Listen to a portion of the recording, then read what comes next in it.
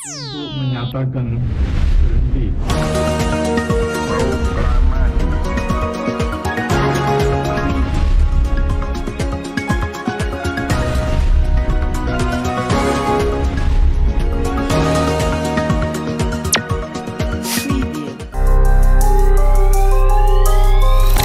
Ada agenda besar dunia ini untuk melakukan transisi energi.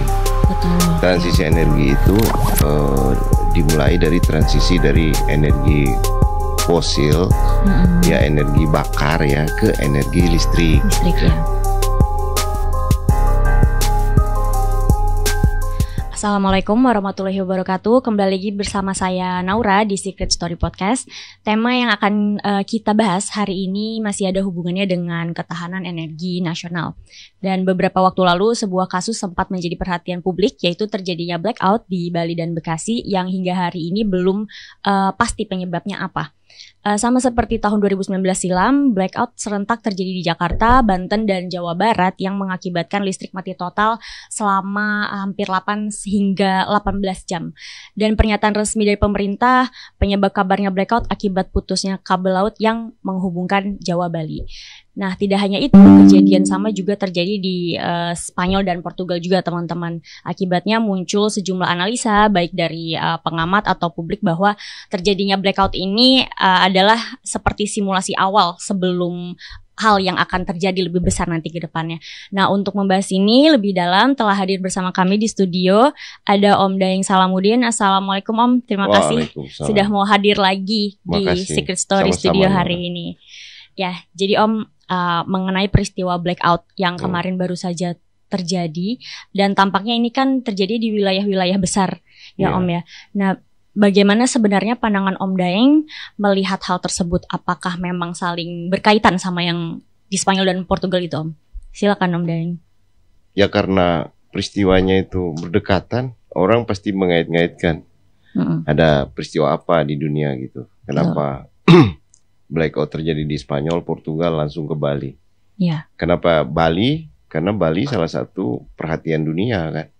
Kalau Jakarta, Bali ya mungkin Bali lebih tinggi lah. Kalau terjadi satu blackout total ya, seperti kemarin, Bali pasti akan menjadi sorotan karena itu adalah daerah pariwisata yang hampir banyak, semua orang di dunia ada di situ ya. Betul. Sehingga begitu kejadian itu terjadi di sana, secara otomatis orang melihat kondisi ketenaga listrikan Indonesia ini tidak kuat, rentan atau apapun ya analisis mereka. Yang jelas mereka akan sampai pada kesimpulannya begitu peristiwa itu terjadi di Bali gitu. Sama dengan Eropa, kenapa terjadi di Spanyol dan Portugal, seperti itu.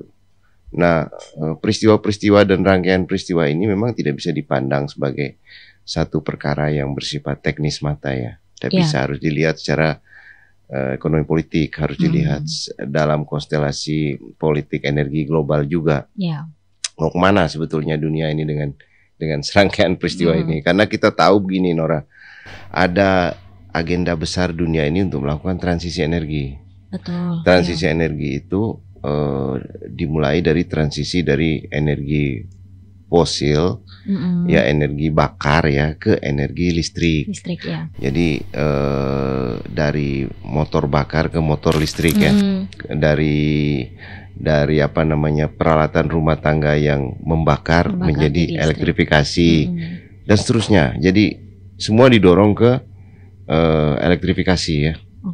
Mulai dari mobil atau kendaraan transportasi, lalu kemudian peralatan rumah tangga, lalu kemudian nanti mungkin peralatan pesawat terbang ya, transportasi udara, bahkan mungkin nanti peralatan perang, pesawat tempur, ganti drone dan lain sebagainya, ya beralih ke situ semua. Jadi transisi itu ke listrik dulu. Nah, nanti di dalam listriknya itu ada transisi lagi, transisi dari energi fosil, dari listrik yang berbasis fosil menjadi listrik yang berbasis energi baru terbarukan. Nah, proses transisi ini pasti tidak diterima oleh sebagian kalangan yang sudah memiliki keterikatan bisnis dengan fosil. Transisi terutama transisi dari fosil ke ke EBT, ke energi baru terbarukan. Demikian juga kalau transisi dari motor bakar ke motor listrik, banyak sekali juga yang tidak terima. Ya, misalnya industri otomotif yang tadinya berbasis motor bakar, ini mau mengubah ke motor listrik, mereka nggak terima. Mereka akan melakukan berbagai macam propaganda penolakan, mulai dengan mengatakan, wah percuman transisi ke listrik. Ini transisi ke listrik ini, toh nanti bahan bakarnya tetap dari batu bara gitu. Mereka terus kampanye seperti itu. Intinya begini, intinya mereka menolak adanya transisi dari motor bakar ke motor listrik. Karena itu, karena proses transisi itu sudah menggeser prinsip-prinsip paling dasar. Ya. Ini yang bakar, ini cuma pakai puter-puter doang gitu. Jadi ini akan berkurang atau terpaksa melakukan efisiensi atau akan berkurang kapasitasnya mungkin lebih dari 75%. Ya. Kalau terjadi pergeseran dari motor bakar nih ke motor listrik. Nah, peristiwa kedua yang juga akan mereka tolak kalau terjadi proses transisi dari listrik fosil ke listrik EBT. Wah, itu industri minyak akan bangkrut, industri macam-macam ya. Banyak yang mati juga. Iya, banyak yang mati industri fosil. Bayangkan berapa ribu sektor industri lain yang terkait dengan industri yang berbasis energi fosil. Misalnya industri minyak. Industri minyak itu, waduh, banyak sekali temennya kan.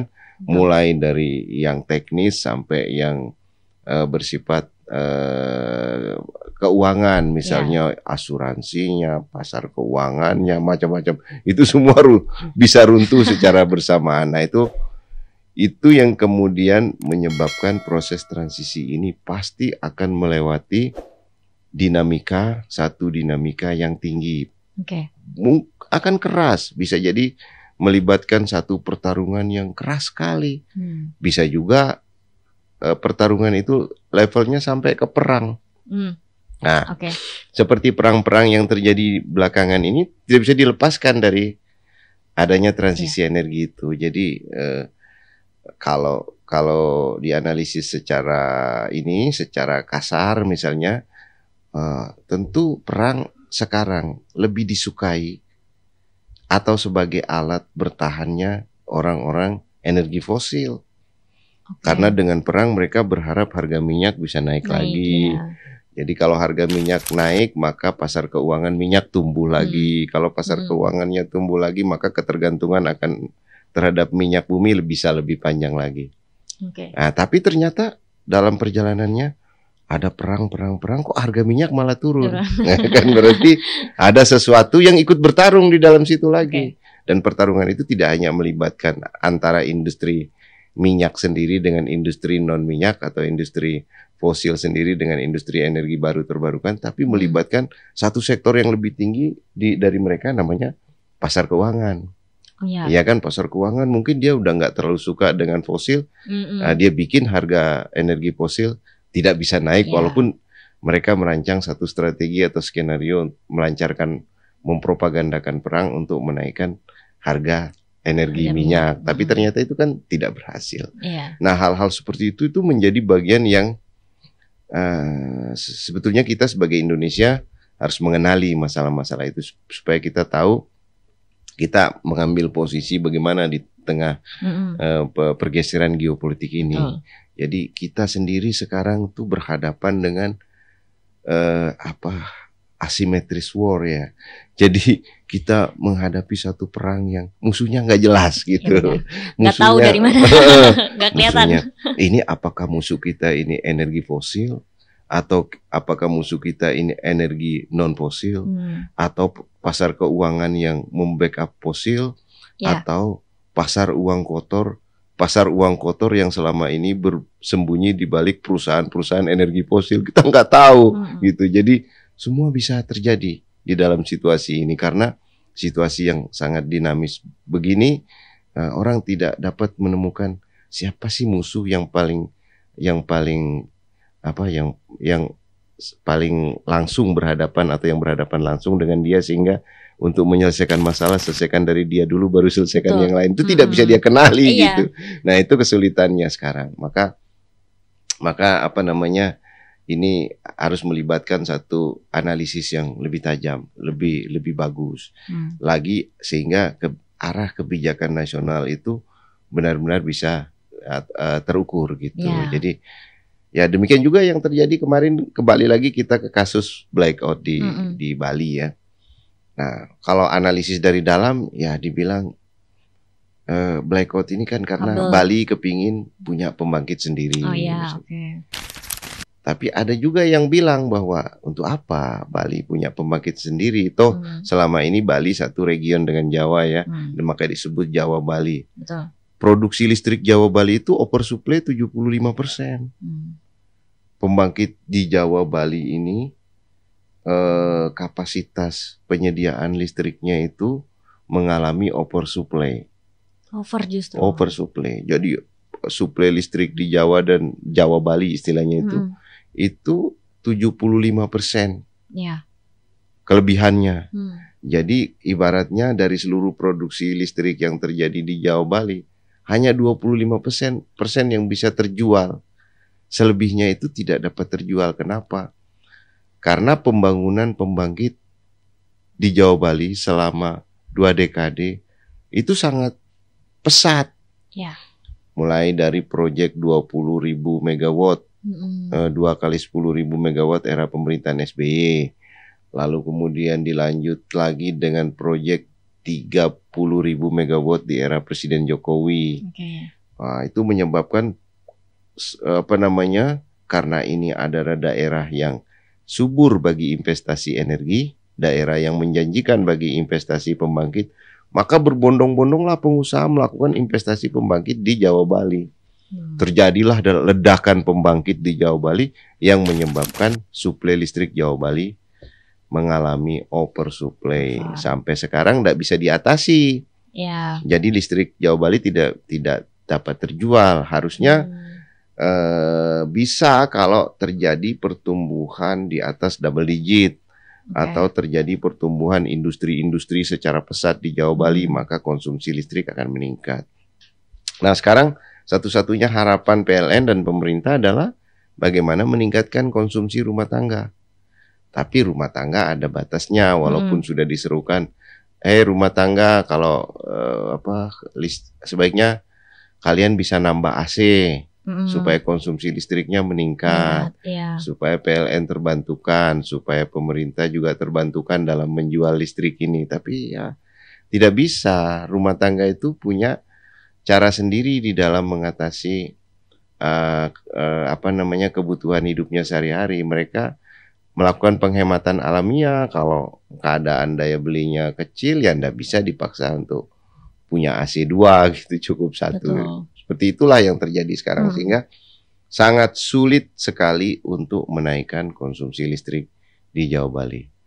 Nah, kenapa kemarin terjadi blackout? Nah, itu berarti itu bukan satu peristiwa yang semata-mata dapat dilihat sebagai sesuatu yang teknis. Misalnya, oh ini karena listriknya langka. Ternyata enggak, listrik tidak langka, listrik melimpah. Gitu, bahkan tidak bisa terjual untuk kasus Jawa Bali. Berarti sebabnya apa? Oh, ini pasti sebabnya bukan teknis dan bukan ekonomi nih. Pasti ada sebab-sebab lain yang harus dipecahkan lebih lanjut. Nah, cuma sampai sekarang belum ada pengumuman resmi dari pemerintah maupun otoritas terkait apa sih sebetulnya penyebab terjadi blackout kemarin itu. Sampai sekarang belum ada sih Om. Dari kemarin kita juga sempat riset juga ya Om ya. Sebenarnya penyebab dari blackout ini kenapa gitu kan, dan kenapa di Bali, dan kenapa sampai lama blackoutnya gitu. Tapi belum ada analisis yang mendalam lagi gitu Om terkait hal tersebut, kenapa bisa terjadi. Hanya ya sebatas teknis karena kabel di bawah laut. Alasannya hanya sebatas itu saja. Yang Jakarta juga dulu belum ada. Iya, yang 2019. Iya, belum ada. Sampai sekarang juga belum ada. Ya, kemungkinan itu jadi rahasia aja ya, dirahasiakan atau sengaja dibungkus supaya mungkin kita tidak ingin juga diketahui oleh pihak luar tentang kelemahan-kelemahan dari sistem ketahanan energi kita. Karena di masa depan ketahanan energi ini tidak lagi ditentukan oleh BBM. Ya. Selama ini kan kita menganggap ketahanan energi itu identik dengan BBM. Jadi kalau terjadi dulu kan kalau BBM langka, huru-haranya itu bersumber dari BBM. Iya, benar. Ingat dari reformasi 98, sedikit-sedikit bakar pom bensin, sedikit-sedikit bakar apa mobilnya Pertamina ya. Apa tuh mobil tangki itu disabot di jalan, ada yang dibakar dan lain sebagainya lah. Dulu itu identik sekali huru-hara, kerusuhan sosial atau apapun ya kejadian yang berkaitan yang punya spektrum politik maupun ekonomi itu pasti dikaitkan dengan BBM. Nah, ternyata dalam 1 dekade terakhir peristiwa semacam itu tidak ada lagi gitu loh. Tidak hilang. Terjadi lagi atau ukuran-ukuran itu tidak lagi menjadi indikator untuk menilai satu gejolak. Apakah ini tengah terjadi peristiwa politik yang panas? Itu tidak lagi diikuti oleh peristiwa misalnya ada orang boikot itu atau mengepung pom bensin, enggak lagi. Udah enggak lagi. Ini peristiwa ini udah bergeser, udah terjadi pergeseran, pelan-pelan bergeser. Tapi begitu mati listrik, sekarang begitu mati listrik itu menimbulkan efek yang sangat traumatik itu orang-orang itu mati listrik itu orang nggak mau terulang lagi mati listrik. Tapi kalau langkah BBM coba diuji lagi kalau mau. Saya rasa mungkin orang biasa-biasa ya. Tapi kalau kayak sekarang udah biasa gitu. Mungkin BBM. Karena sudah ada kereta api yang tidak berbasis BBM kali ya, kereta listrik dan seterusnya. Tapi kalau mati listrik bayangin aja sekarang Jakarta mati listrik, LRT nggak bisa jalan, MRT nggak bisa jalan, kereta nggak bisa jalan. Nah itu akan punya efek traumatik yang lebih tinggi ketimbang kelangkaan atau terjadi sabotase di BBM. Artinya kan apa? Udah terjadi pergeseran nih. Udah mulai listrik ini mengambil wilayah yang punya spektrum politik. Nah, ini kalau kita mau uji ketahanan politik kita dalam kaitan dengan ketahanan energi kita, batu ujinya ternyata ada di listrik sekarang. Nah, itu yang mungkin ingin ditanamkan di dalam kesadaran orang-orang dan para pengambil kebijakan sekarang atau atau masyarakat di era sekarang bahwa listrik semakin mengambil bagian penting di dalam politik dan ekonomi. Gitu. Ya, berarti Om yang terkait Bali kemarin, blackout Bali kemarin, maksudnya kenapa harus Bali gitu kan? Kenapa nggak Jakarta? Karena Jakarta kan ibu kota. Oke lah, misalkan ada pendapat bahwa karena Bali pusat pariwisata terbesar di Indonesia. Tapi berarti hal lain yang bisa menjadi analisis lebih mendalam lagi berarti ya karena adanya gejolak geopolitik itu atau ekonomi atau karena munculnya energi listrik juga. Gitu. Ya itu bisa terjadi, bisa. Kalau Jakarta kan sudah pernah terjadi gitu. Kalau melakukan hal seperti itu di Bali berarti kan signal untuk Jakarta waspada kan. Bagaimana kalau ini dilakukan lagi di Jakarta gitu. Nah, dari sisi campaign untuk meninggalkan satu jejak bahwa Indonesia harus berhati-hati nih dengan listrik misalnya kan. Atau Indonesia harus lebih bersiap-siap ini untuk melakukan transisi energi. Ya kan? Selama ini kan pemerintah walaupun sudah ada roadmap-nya ya, sudah ada agendanya untuk melakukan transisi energi sejak kita menandatangani kesepakatan Paris ya untuk transisi energi Paris Agreement. Tapi kita tidak ada kemajuan kan di dalam menjalankan agenda-agenda transisi energi. Tidak ada kemajuan, misalnya ya kita tetap aja menggantungkan transportasi kita ini di minyak. Tetap aja impor minyak kita makin melimpah. Tetap aja subsidi paling besar dalam struktur fiskal kita adalah subsidi BBM. Walaupun subsidi listrik udah mulai nambah sedikit. Nah, tetap saja produksi energi terutama kita itu adalah fosil, baik minyak maupun batu bara. Jadi kita tidak melewati satu tahapan yang baik untuk transisi dari motor bakar ke motor listrik. Nah, itu tidak kelihatan. Walaupun ada mobil-mobil listrik tapi kok kurang gitu. Kurang sedikit, cepat propaganda mobil BBM ini masih menggelora di sini. Propaganda anti mobil listrik juga masih menggelora. Jadi hambatannya itu mungkin ada intervensi elit juga. Betul. Sehingga proses kita bahkan dalam hal untuk mengembangkan industri-industri yang berbasis elektrifikasi kayak gitu, itu lambat loh. Misalnya kayak Vietnam sudah bisa mengembangkan mobil listrik sendiri. Kita masih nganggur-nganggur aja gitu. Masih hanya mengembangkan apa tuh? Maung ya? Maung mobil BBM. Makanya kita kaget juga. Ini kan dunia sedang berusaha bikin terobosan baru, bikin mobil listrik. Tapi Indonesia malah bikin Maung mobil BBM gitu. Jadi kayak nggak nyambung gitu. Nah terus kedua, kita nggak ada langkah signifikan juga untuk mencoba menggeser ketergantungan kita dari BBM. Dari BBM ya, menggeser dari BBM misalnya strategi impor kendaraan bermotor yang berbasis BBM nih, harusnya kalau negara itu ada strateginya, dia akan diberi restriksi-restriksi di bidang perpajakan, fiskal, insentif dan lain sebagainya. Itu akan diberikan restriksi lah, diberikan pembatasan untuk mengurangi impor BBM. Nah, terus tidak ada strategi untuk mengembangkan energi ramah lingkungan ya. Ramah lingkungan. Bahkan strategi yang paling dasar sekalipun dalam usaha mengatasi polusi akibat fosil juga tidak ada. Nah, ada kelihatan nih kita. Jadi walaupun kita sudah menandatangani Paris Agreement dan kita berjanji 2060 kita akan net zero emission.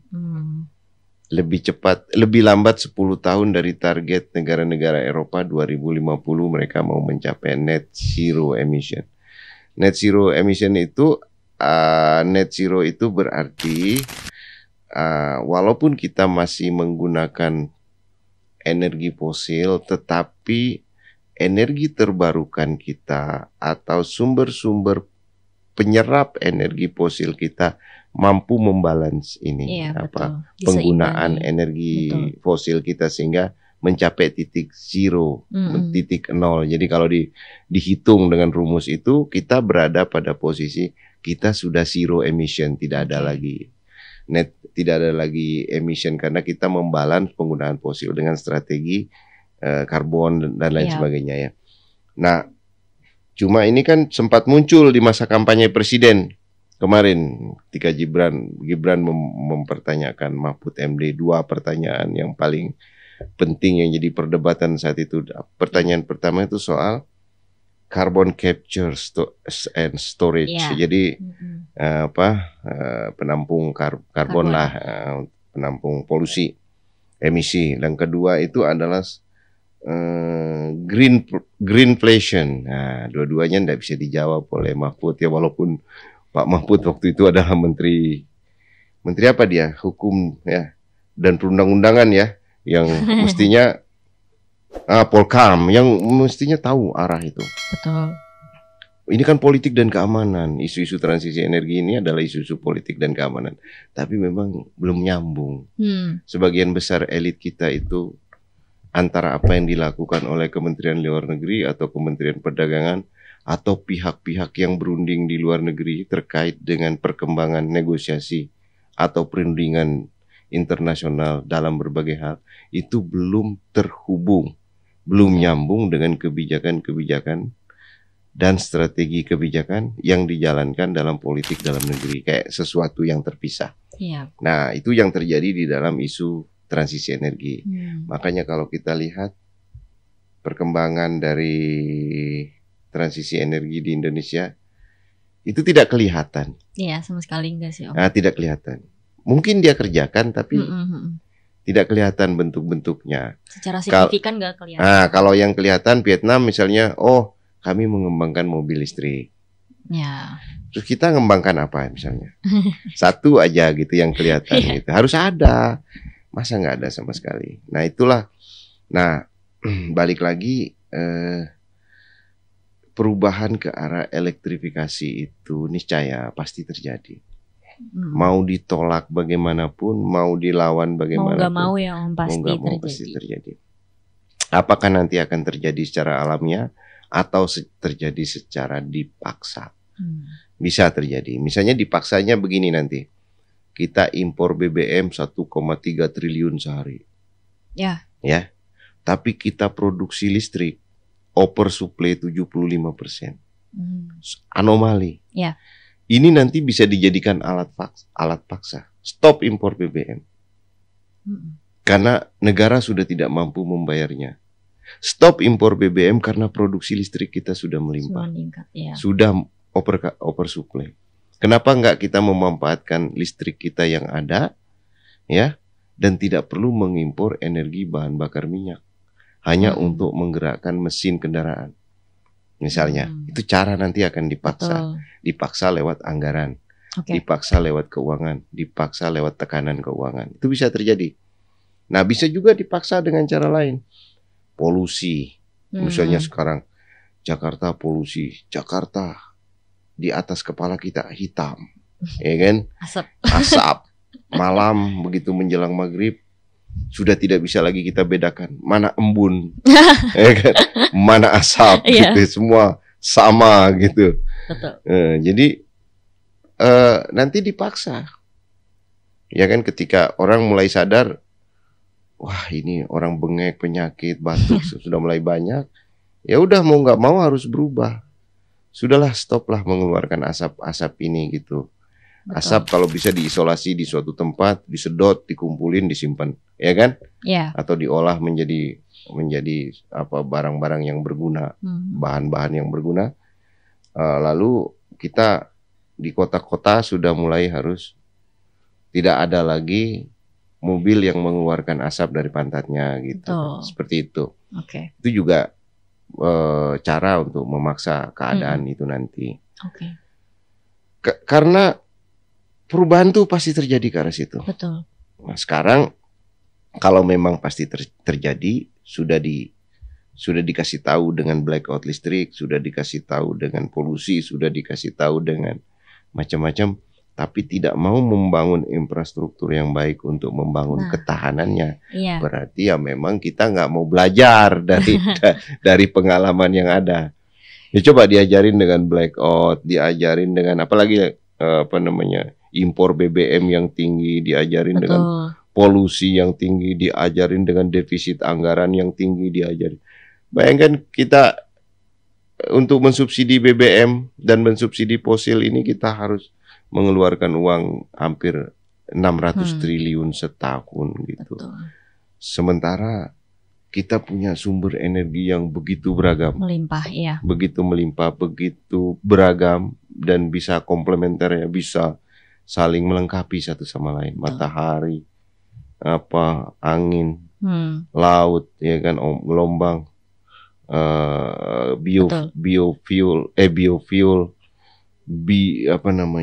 kalau biomasa itu sampah-sampah, ada daunan-daunan di jalan-jalan, ya kan, bisa disapu-sapu sama ibu-ibu terlibat bikin dipres jadi kayak bata, kemudian bisa jadi dibakar dengan ini kan, itu sampah biomasa. Kita melimpah sekali biomasa. Lalu apalagi itu cadangan geotermal kita punya lagi geotermal panas bumi, ya. Kita punya apalagi sumber non fosil lainnya yang bisa dari tanaman. Yang penting bukan tanaman yang bahan pangan. Kalau sawit memang masih debatable ketika dijadikan biofuel karena sawit ini bahan makanan. Nanti kalau antara motor berebut makanan dengan manusia, nah ini repot nanti. Jadi kalau mau produksi biofuel sebaiknya tidak menggunakan bahan makanan. Misalnya kita menggunakan beras lalu kita bikin etanol, atau kita punya singkong lalu kita bikin jadi etanol. Tapi beras dan singkong itu adalah bahan makanan kita, itu berbahaya. Nanti manusia akan berebut makanan dengan mesin. Nah, pasti kalah manusia. Nanti orang kelaparan, mesinnya jalan. Nah itu, jadi tapi kita punya lebih banyak sumber selain itu yang bisa dikembangkan. Nah sekarang tinggal bagaimana mengambil pelajaran bahwa peristiwa-peristiwa yang terjadi belakangan, mulai dari blackout, kemudian polusi, bahkan bencana-bencana lingkungan lainnya, termasuk juga nanti mungkin akan terulang di tempat lain ya, mati listrik total karena kita mengandalkan satu pasokan, hanya bersumber dari pasokan batu bara untuk menghasilkan listrik. Tiba-tiba ada masalah dengan batu bara nanti, batu bara dijadikan barang haram, ya kan? Tak boleh lagi diperdagangkan karena merusak lingkungan, bisa saja loh terjadi. Nah, tapi pada saat itu kita tidak punya sumber energi lain untuk memenuhi kebutuhan listrik kita, ini bahaya. Jadi lebih baik mempersiapkan, karena kita memiliki potensinya, bukan tidak ada. Kita bukan mengada-ada, berhayal-hayal bahwa kita bisa memenuhi kebutuhan energi kita dari banyak sumber. Gitu. Banyak orang ngotot batu bara kita masih banyak, iya, tapi sampai kapan Anda akan menggali batu bara merusak lingkungan? Apakah seluruh dunia akan tetap setuju dengan Anda melakukan hal seperti itu? Kan kita harus pertimbangkan juga. Nah, sekarang masih boleh, sekarang masih boleh. Tapi kamu harus bersiap-siap untuk sampai pada satu posisi di mana batu bara tidak boleh lagi. Nah, siapin dari sekarang. Karena kita memiliki banyak sekali sumber-sumber itu untuk dikembangkan. Nah, iya Om. Berarti kan tadi terkait yang blackout juga, selain ini masalah ketahanan energi juga di setiap negara, yang terjadi di Portugal dan Spanyol itu berarti bisa juga nggak Om ada hubungannya dengan perang cyber nih? Meskipun kemarin kita sempat riset, sempat dibantah ya sama Perdana Menteri Spanyol Pedro Sanchez gitu, karena nggak ada hubungannya sama cyber. Tapi gimana pandangan Om? Adakah hubungannya ke arah situ atau seperti apa Om? Teknologi sekarang begitu canggih ya. Kalau sistem kelistrikan itu kan sangat gampang untuk disabotase dengan cyber ya, sangat gampang. Jadi ya itu juga harus dipikirkan bahwa hal semacam itu bisa terjadi, bahwa listrik itu bisa diambil alih, dari tempat lain, bisa, karena semua kan basisnya listrik kan. HP kita terhubung listrik, semua peralatan komputer ini terhubung listrik. Dan peralatan yang mengendalikan pasokan listrik di satu wilayah juga dihubungkan oleh komputer-komputer ini. Jadi sebenarnya bisa terjadi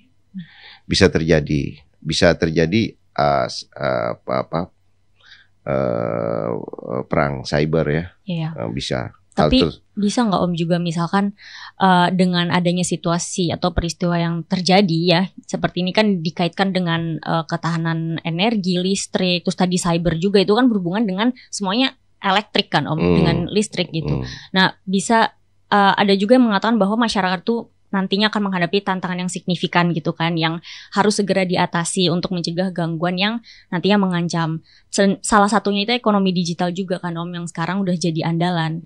Bisa seperti itu juga bisa Om? Semua bisa terjadi ke situ. Tapi kan ini dipersiapkan nggak menghadapi situasi itu? Kan sekarang tidak dipersiapkan menghadapi tantangan dunia digital.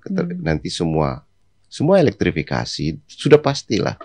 Lebih ringkas, lebih gampang, lebih terkontrol ya, lebih bisa diatur ya kan, daripada Anda mengatur lalu lintas di traffic di perdagangan biasa kan lebih gampang atur trafficnya di dunia digital kan. Seperti itu sekarang yang terjadi, dan semua itu kita sudah tahu bakal terjadi gitu. Dan dipaksa atau terpaksa itu akan terjadi. Maka satu-satunya pilihan adalah bagaimana mempersiapkan diri menghadapi kejadian-kejadian seperti itu di masa mendatang. Karena sudah pastilah dunia akan terhubung kalau sudah elektrifikasi, ya kan? Terhubung kemana-mana. Listrik di ASEAN akan terhubung semua. Nanti akan dihubungkan lagi dengan transportasi yang terhubung lagi, semua akan terhubung. Nah kalau seperti itu Om, misalnya di ASEAN bisa saling terhubung, tapi kira-kira kalau dari Omda yang Indonesia bisa tidak menjadi battle zone atau ajang uji coba perang cyber itu sendiri, atau tampaknya masih jauh? Kalau saya mulai dari peristiwa blackout kemarin itu sudah kelihatan. Sudah kelihatan Indonesia itu jadi ajang pertarungan semacam itu. Kenapa?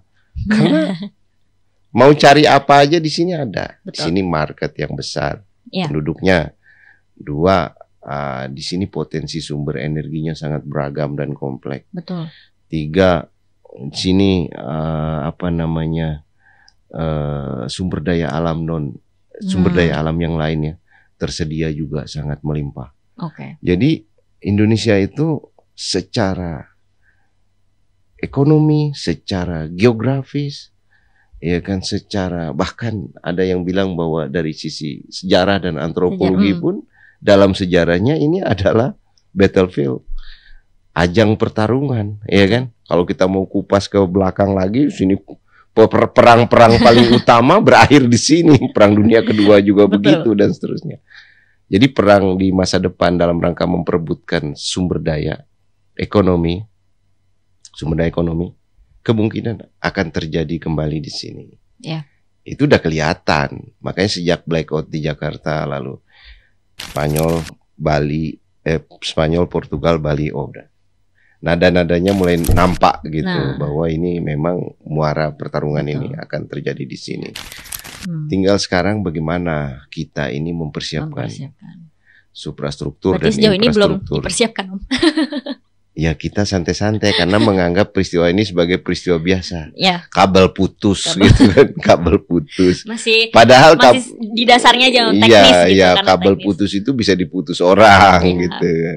Bisa juga dimakan ikan, bisa juga begitu kan, semua bisa terjadi. Tapi kita harus mengambil satu analisis yang paling sulit sehingga kita dapat memecahkan masalah yang paling mudah. Gitu. Dalam melihat segala sesuatu tidak boleh memandang sepele. Kita juga mau tahu nih Om Daeng, apakah ada pihak-pihak atau orang yang mengambil keuntungan atas peristiwa blackout ini? Itu udah pastilah, pasti. Dan semua kejadian itu pasti ada aktor di belakangnya yang bermain. Dan aktor itu pasti berhubungan dengan satu kegiatan yang paling konkret, namanya jual beli. Pasti ada yang mau dijual dan pasti ada pembelinya. Karena semua kejadian itu akan memanfaatkan satu kelemahan dalam sistem itu, dan mereka akan menawarkan, kalau sistem Anda mau kuat, Anda beli ini, beli itu. Nah, itulah kenapa kita selalu menilai setiap peristiwa itu dengan mengukur setiap peristiwa itu dengan kewaspadaan, ya, dengan sesuatu yang paling kritikal. Karena apa? Karena belum tentu kita punya kemampuan keuangan untuk menebus peristiwa-peristiwa ini. Makanya kenapa kita harus lebih siap menghadapi sesuatu yang kita bangun. Misalnya kita bangun listrik, kita bangun integrasi Jawa-Bali, ya kan? Nah, kita harus siap dengan semua resiko. Sehingga kita tidak jadi ajang permainan orang yang ingin mengambil keuntungan atas kelemahan kita gitu. Kalau yang mau mengambil keuntungan dari situ pasti mau menjual alat tertentu, mau memperdagangkan barang-barang tertentu dengan janji-janji akan ada sistem Anda akan lebih tahan dan seterusnya, kan selalu seperti itu politik, ekonomi politik itu. Berarti memang ada Om vendor penjual alat anti blackout ini? Pasti ada, pasti ada. Siapa Om kalau boleh? Nanti kita lihat aja nanti. Om. Nanti akan pelan-pelan aja itu. Siap. Nah, Om, ada juga yang mau kami konfirmasi kan. Apakah benar bahwa pemerintah kita hari ini itu memberhentikan impor BBM dari Singapura dan juga menghentikan pasokan energi ke Singapura, Om? Dan kalau memang ada indikasi seperti itu, apa sih kalkulasi politiknya gitu, Om? Ya, dalam kaitan dengan yang kita diskusikan hari ini ya, memang kita kan memang bergantung impor itu dari Singapura kan. Iya.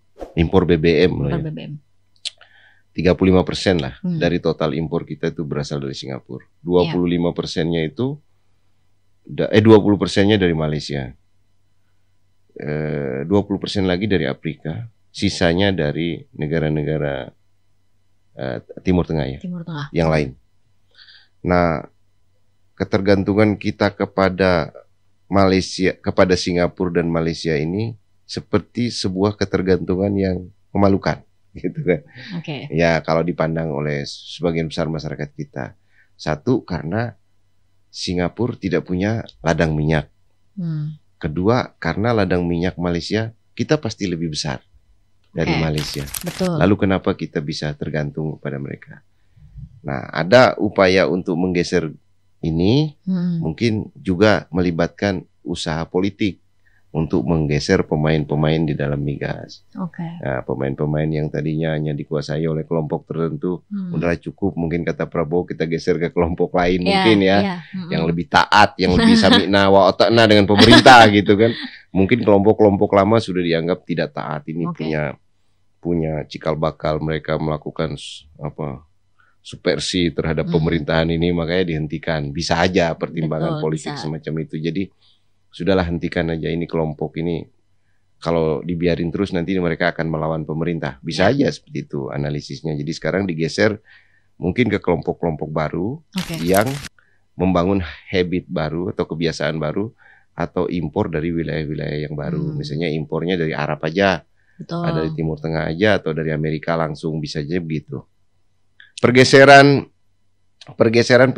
yang terjadi di Indonesia di era pemerintahan Prabowo ini kelihatannya memang banyak yang bersifat mendasar ya. Iya, betul. Yang pokok-pokok.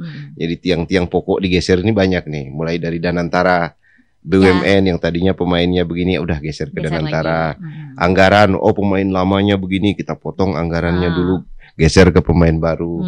Lalu misalnya apalagi tuh, Danantara, pemotongan anggaran, kemudian lalu lintas devisa. Wah, ini pemain-pemain lama ini tukang menyembunyikan devisa di Singapura, di mana-mana. Kita batasi dulu nanti biar bergeser ke sini gitu. Jadi pergeseran dari tiang-tiang pokoknya ini kelihatan di pemerintahan Prabowo. Ya mudah-mudahan sih bisa diatasi ya. Tidak ada perlawanan yang keras. Karena kelihatannya ekonomi kita sampai sekarang masih belum melemah. Masih melemah. Tumbuh masih di bawah 5% dan deflasi. Deflasi di 2024, deflasi lagi berlanjut di 2025. Kalau ini berlangsung terus, bisa crash ekonomi kita, bisa jatuh. Kalau ekonomi jatuh, berarti usaha-usaha yang dilakukan Presiden Prabowo belum memberi manfaat, gitu. Sehingga ini bisa menjadi sumber untuk provokasi orang. Itu yang diwaspadai. Bikin perubahan tapi bikin manfaatnya dengan segera. Misalnya Danantara, begitu selesai dibikin, penerima manfaatnya 1 juta orang. Langsung terasa gitu. Pemotongan anggaran, penerima manfaatnya 10 juta orang, langsung terasa. Kemudian apalagi, lalu lintas devisa, kita udah batasi, ribuan triliun kita selamatkan. Nanti penerima manfaatnya 15 juta orang miskin di wilayah timur gitu. Harus langsung. Antara kebijakan, langsung target directly dengan beneficiaries-nya atau penerima manfaat dari kebijakan itu. Jangan kelamaan, jangan terlalu jauh. Jangan senang-senang sendiri gitu loh. Senangnya itu rakyat penerima manfaat atas segala kebijakan yang dilakukan pemerintah. Kalau itu bisa dipastikan, maka pemerintah pasti didukung oleh orang banyak. Nah, kalau seperti itu Om, menurut analisa Om Daeng sendiri, apakah ketahanan energi di Indonesia ini sudah pas dengan pas lah atau sesuai dengan kondisi global hari ini, Om?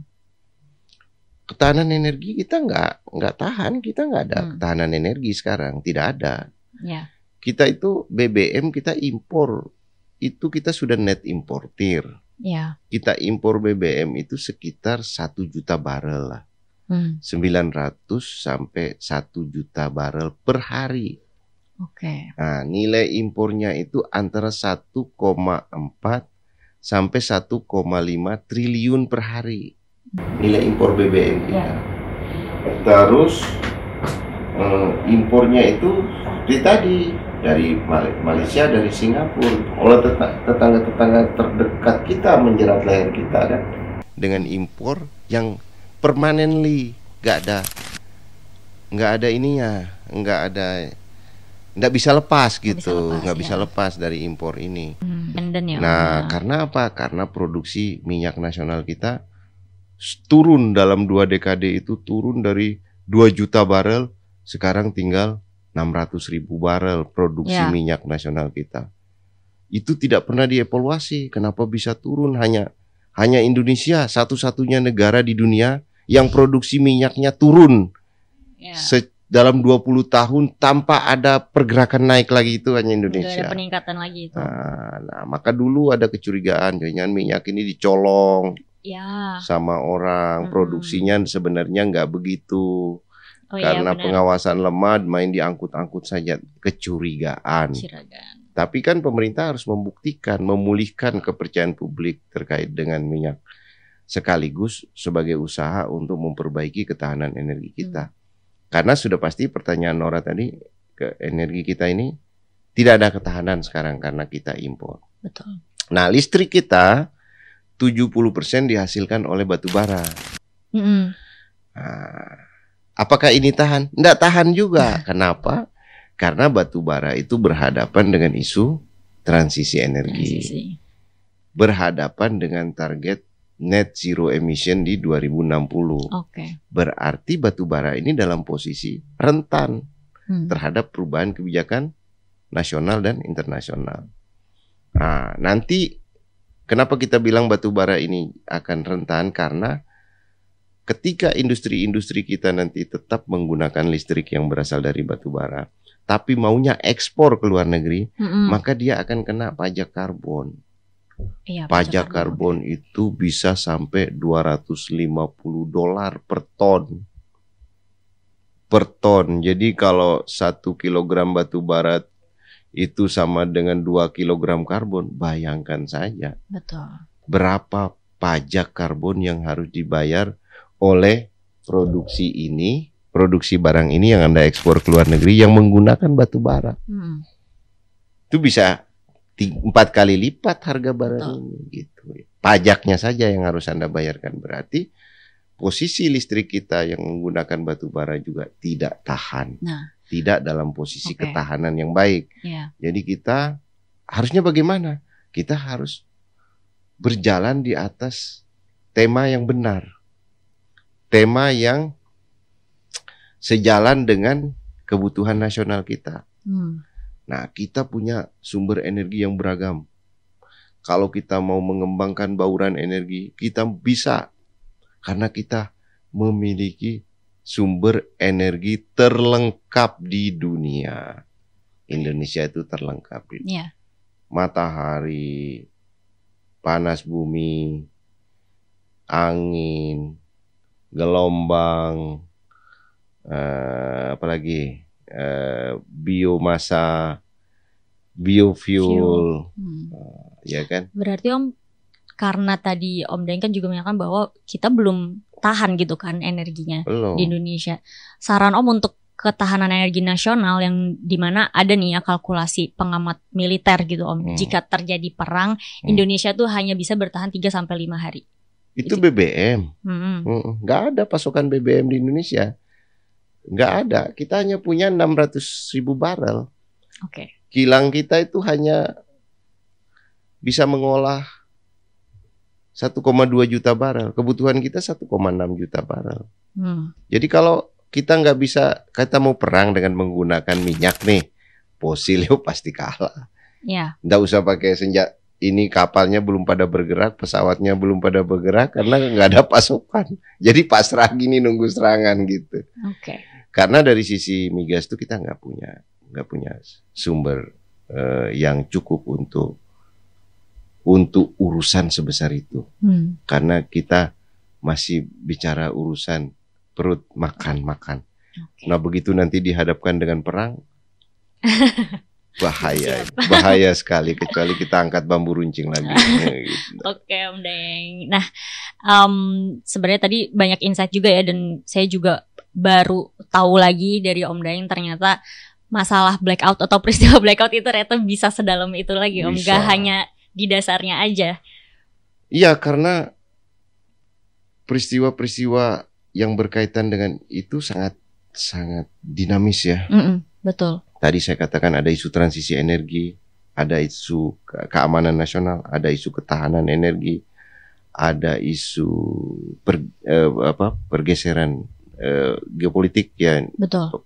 Penghasil energi utama itu kan petrodolar sistem ya, yang membangun petrodolar sistem Amerika kan. Yeah. Nah kalau ini yang paling tinggi ya pertarungannya, kalau orang sudah melepaskan ketergantungannya kepada fosil, ya, sudah lepas ketergantungannya pada minyak, kira-kira institusi yang namanya The Federal Reserve itu masih hidup apa enggak? Bubar, gitu loh. Nah itu yang paling tinggi nanti itu. Makanya peristiwa-peristiwa blackout itu punya kaitan dengan rangkaian peristiwa transisi energi, dan yang lebih tinggi lagi namanya transisi keuangan. Tapi Om, waktu kalau dari Om sendiri, Om lihat dari pas Orde Baru itu punya kedaulatan energi nggak? Terus yang ada bedanya nggak sama kondisi Indonesia sampai hari ini gitu Om? Dulu kebutuhan minyak kita tidak sebesar ini, tapi kita negara penghasil minyak utama dunia. Pendapatan negara kita 80% itu berasal dari minyak. Begitu reformasi, produksi minyaknya itu turun gini, meluncur begini. Itu juga aneh. Cuma kita loh negara di dunia yang mengalami kejadian seperti itu. Jadi dulu kita produksi 2 juta barel di zaman Orde Baru. Kita eksportir terbesar di dunia. Salah satu yang mengekspor minyak. Paling besar di dunia. Nah, kita anggota OPEC. Begitu kita reformasi, yang hancur pertama kali itu langsung itu turun. Begitu kita sahkan Undang-Undang 22 tahun 2001 tentang migas, produksi minyak kita itu langsung turun. Sekarang sisa tinggal 550.000 barel dari 2 juta barel. Sementara kebutuhan nasional kita itu naik. Sekarang sudah 1,6 juta sampai 1,7 juta barel kebutuhan minyak sehari, atau sekitar 85 juta kiloliter. 85 miliar liter. 85 miliar liter kebutuhan kita. Kalau dikali dengan 12.000 tuh berapa tuh nilainya itu sehari? Total 85 miliar liter kebutuhan kita. Berarti Om, kira-kira ada nggak Om, ini bagian dari grand strategy global? Ya kan dari semula, dari reformasi itu kan itu agenda global untuk melakukan reformasi ekonomi Indonesia ya. Reformasi di bidang perubahan seluruh peraturan perundang-undangan kan bukan kita yang lakukan sendiri. Benar. Konsep-konsep yang ada di dalam letter of intent, yang ada di dalam memorandum of understanding antara Indonesia dan World Bank dan berbagai institusi internasional yang mengubah haluan politik bernegara dengan cara mengubah seluruh dasar-dasar kehidupan bernegara, termasuk undang-undang dasar dan undang-undangnya kan berubah semua. Jadi perubahan itu adalah perubahan pada pokok-pokoknya negara Indonesia. Misalnya undang-undang dasar pasal 33 diubah, misalnya ditambah pasal yang lain, lalu strategi pengelolaan BUMN diubah dengan dibuat undang-undang BUMN. BI tadinya milik negara diubah menjadi lembaga independen, jadi milik swasta. Terus kemudian sistem anggaran kita yang tadinya surplus di era Pak Harto diubah menjadi sistem anggaran defisit yang bergantung kepada utang. Lalu lintas devisa yang dulu dikontrol oleh negara melalui Bank Indonesia sekarang diubah menjadi rezim lalu lintas devisa bebas. Jadi uang orang investasi di sini dapat uang, boleh ngirim keuntungannya langsung ke luar negeri, kan itu sejak era reformasi. Betul. Lalu kemudian bank-bank yang tadinya punya pemerintah, semua bank-bank dijadikan bank-bank swasta yang dikontrol oleh BI. Jadi sekarang pemerintah tidak punya bank sebenarnya, karena bank-bank itu telah menjadi badan usaha milik para pengusaha atau milik sektor swasta gitu. Nah, semua perubahan-perubahan keuangan yang paling pertama diubah. Terus kemudian energi, minyak yang nomor 2 diubah. Kemudian investasi yang kemudian nomor 3 diubah. Keempat baru pemerintahan daerah, otonomi daerah dan lain sebagainya itu diubah semua. Nah, perubahan-perubahan itu bukan kita yang desain. Nggak ada yang sanggup mendesain itu dengan cepat, nggak ada. Itu bukan kita, itu semua seperti satu paket yang ditaruh di atas meja. Udah jalankan ini, jalankan itu, jalankan ini. Nah sekarang momentum kita untuk evaluasi. Jadi kalau kita terus bertahan dengan sistem ini, maka produksi minyak kita pasti jatuh terus. Pangan pasti sulit. Betul. Naik lagi. BUMN sulit seperti dulu lagi. Ketahanan energi kita tidak mungkin bisa kita wujudkan di atas sistem ini. Tidak mungkin. Ya, kalau begitu Om, berarti sebenarnya apa sih Om yang bisa dilakukan atau solusi ya atau masukan dari Om Daeng terkait ketahanan Indonesia agar negara kita tidak menjadi battle zone perang yang di jalan visible hand global gitu. Adakah Om solusi yang bisa? Yes. Caranya itu ya kita harus membangun sistem yang kuat. Sistem itu yang sejalan dengan kebutuhan nasional kita. Jadi kita gak bisa diatur lagi. Nah, sistem itu juga sejalan dengan kultur kita. Sistem itu juga sejalan dengan sejarah berbangsa kita. Iya kan? Jadi kalau kita mencomot sistem orang, sistem itu kan pasti dibangun dengan satu tujuan tertentu oleh orang itu gitu, oleh negara lain itu. Dia menyebarkan gagasan untuk menggunakan sistem dia ke seluruh dunia atas nama globalisasi. Tentu dia punya tujuan sendiri kan, untuk menarik keuntungan yang bisa ditarik dari negara lain yang menggunakan software dia. Sama lah seperti komputer nih kita gunakan software orang. Kan untungnya ke dia semua. Demikian juga dalam sistem bernegara. Nah sistem negara yang kuat tuh kalau basisnya itu kultur, budaya, dan sejarah negara itu. Makanya dulu kenapa misalnya kita bilang Pancasila dan Undang-Undang Dasar 45 itu lahir dari perjalanan sejarah bangsa kita, ya kan? Dia sejalan dengan kultur kita, kita berbangsa dan negara kita, dan sistem ini sistem ini akan sanggup menyelamatkan kita, akan sanggup menjadi pegangan kita dalam menghadapi dinamika global yang tidak menentu. Kita udah punya pegangan sendiri. Misalnya kalau di ekonomi konkretnya pegangan kita bagaimana? Bumi, air, dan kekayaan alam yang terkandung di dalamnya dikuasai negara, digunakan sebesar-besarnya untuk kemakmuran rakyat. Itu udah pegangan kuat sekali. Tapi ini tidak bisa dijalankan karena undang-undang yang berkaitan dengan sumber daya alam semua diubah jadi liberal atas nama reformasi. Nah itu kembalikan lagi ke semangatnya ke pasal 33 Undang-Undang Dasar 45. Baru bisa dipegang, baru bisa menjadi pegangan yang kuat lagi.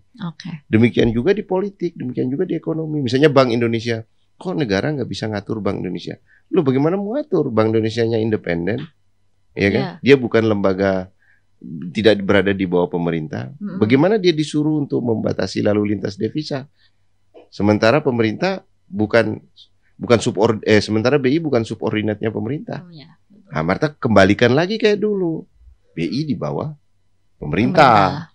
Jadi pemerintah bisa bilang, lalu lintas devisa dibatasi. Bank-bank tidak boleh terlalu liberal seperti sekarang, ya kan?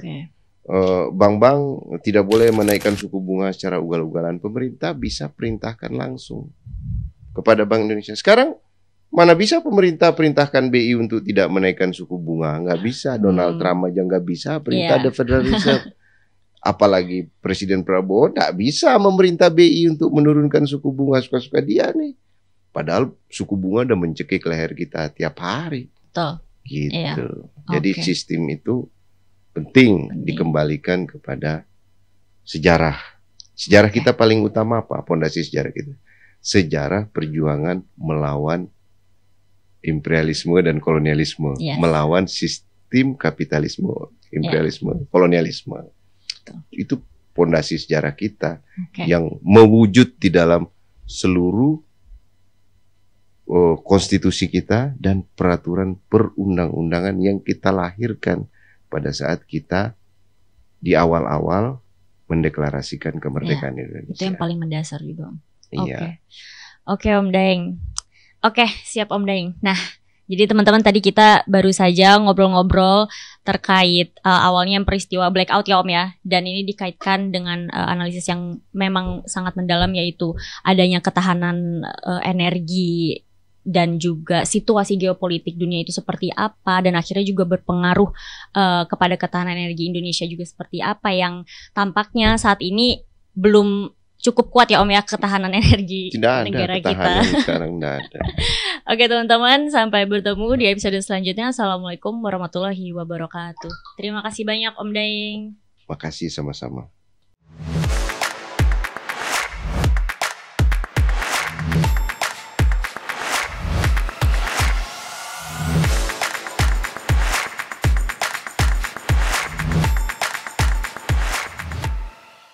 Untuk menyatakan berhenti